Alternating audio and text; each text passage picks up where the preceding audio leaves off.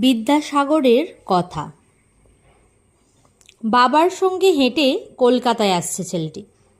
রাস্তার ধারে মাইল ফলক দেখিয়ে বাবা চেনালেন ইংরেজি সংখ্যা। চটপট শিখে নিল সে। ইংরেজিতে লেখা ছিল 19, তারপর 18, 17, এভাবে 10। তারপর যতবার এলো মাইল ফলক, প্রতিবার সেই বালক নির্ভুল উত্তর দিল। বাবা তো অবাক। সত্যি এত তাড়াতাড়ি শিখেছে? তাহলে ছেলের স্মৃতিশক্তি তো অসাধারণ। পরীক্ষা করার জন্য একটা মাইল ফলক পেরিয়ে যাবার সময় ছেলের নজর অন্যদিকে ঘুরিয়ে রাখলেন তিনি।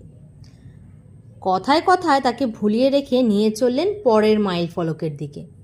তার সন্দেহ হয়েছিল ছেলে হয়তো আন্দাজে সংখ্যা চেনাচ্ছে।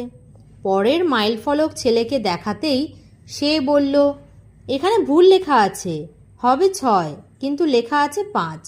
বাবা বুঝলেন যে ছেলের মেধার কোনো তুলনা নেই। পরবর্তীকালে এই বালকের পাণ্ডিত্যে উজ্জ্বল হয়ে উঠেছিল বাংলার শিক্ষা জগৎ আর সাহিত্যক্ষেত্র। তার অবদান আজও আমরা কৃতজ্ঞ চিত্তে স্মরণ করি। এই দিকপাল মানুষটির নাম ঈশ্বরচন্দ্র বিদ্যাসাগর। তার বাবা ঠাকুরদাস বন্দ্যোপাধ্যায় ছোট্ট ঈশ্বরকে নিয়ে মেদিনীপুর থেকে কলকাতায় আসার সময় মাইলফলকের ঘটনাটি ঘটে।